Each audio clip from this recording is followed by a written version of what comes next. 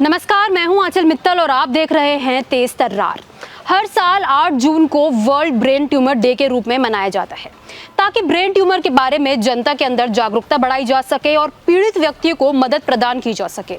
प्रारंभिक निदान और मेडिकल हेल्प ब्रेन ट्यूमर को प्रबंधन में महत्वपूर्ण अंतर ला सकते हैं, लेकिन ब्रेन ट्यूमर के शुरुआती लक्षणों को अक्सर अनदेखा कर दिया जाता है और इसलिए उपचार में देरी भी आती है।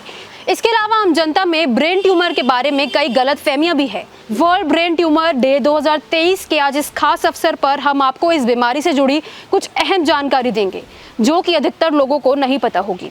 क्या आप जानते हैं कि अब ब्रेन ट्यूमर का भी रैपिड टेस्ट संभव है? इस टेस्ट के अनुसार अगर किसी मरीज ने 60 सेकेंड तक कि कम से कम 14 अलग अलग जानवरों के नाम बता दिए तो ऐसी स्थिति में उनमें ट्यूमर होने की संभावना काफ़ी कम होती है। ऐसे मरीजों को तुरंत एडवांस सिटी टेस्ट या एमआरआई की ज़रूरत नहीं पड़ती। वो जो नहीं बता पाते उन्हें आगे जांच की ज़रूरत पड़ती है। ब्रिटिश मेडिकल जर्नल के 180 मरीजों पर स्टडी की थी जिसमें वर्बल फ्लुएंसी टेस्ट VFT 85% तक कारगर पाया गया है। तो वहीं ब्रेन ट्यूमर को जितनी जल्दी पता चलता है आज का असर उतना बेहतर होता है। अब जल्द ही ब्रेन ट्यूमर के रैपिड टेस्ट भी हो पाएंगे। अब हम आपको कुछ ब्रेन ट्यूमर के शुरुआती लक्षणों के बारे में बताएंगे। दिमागी दर्द या अधिकतम चिड़चिड़ापन, ये ब्रेन ट्यूमर का पहला लक्षण हो सकता है जब एक व्यक्ति को बार बार अजीब दर्द या चिड़चिड़ापन महसूस हो जो उसे पहले कभी नहीं होता, तो इसे ध्यान में रखना चाहिए।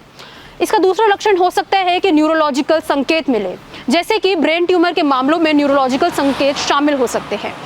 अचानक गतिविधि कम होना, बाल हिलना, बातें करना, पागलपन, गतिशीलता में कमी आदि। इसका तीसरा लक्षण हो सकता है कि बैलेंस बनाने में दिक्कत आए। ब्रेन ट्यूमर के बारे में ध्यान देने की एक और संभावित संकेत है बैलेंस बनाने में कमी।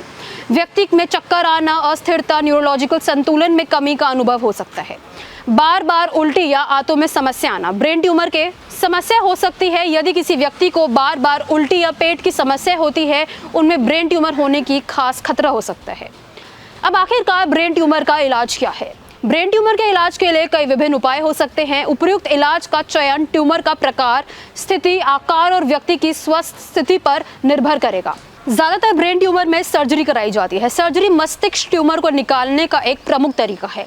ये ट्यूमर को साफ करके हटाकर इसके विकास को रोकने के लिए की जाती है। इसके अलावा रेडियोथेरेपी भी ब्रेन ट्यूमर में काफ़ी ज़्यादा आम है। रेडियोथेरेपी एक विकल्प हो सकता है जिसमें उच्च इंटेंसिटी की तीव्रता के साथ ब्रेन ट्यूमर को नष्ट करने के लिए रेडियोथेरेपी की विकिरण का उपयोग किया जाता है। इसके अलावा जो एक थेरेपी कैंसर के मरीजों को भी दी जाती है जिसका नाम है कीमोथेरेपी, उसको भी जो है ब्रेन ट्यूमर के इलाज के लिए प्रयोग किया जाता है। कीमोथेरेपी एक औषधियों का प्रयोग करके ट्यूमर को नष्ट करने की प्रक्रिया है। इन्हीं सब के अलावा आपको बता दें कि जरूरी नहीं है कि हर एक ट्यूमर जानलेवा हो। एक्सपर्ट्स के अनुसार भारत में CNS यानी सेंट्रल नर्वस सिस्टम ट्यूमर का ट्रेंड बढ़ रहा है, लेकिन सभी ट्यूमर जानलेवा नहीं होते। बिनाइन ट्यूमर के इलाज के बाद मरीज सामान्य जीवन जी सकता है। तो ये ब्रेन ट्यूमर से जुड़ी कुछ ऐसी बातें थी जो हम आशा करते हैं कि आपको पसंद आई होगी और इसे ज़्यादा से ज़्यादा आप शेयर करेंगे।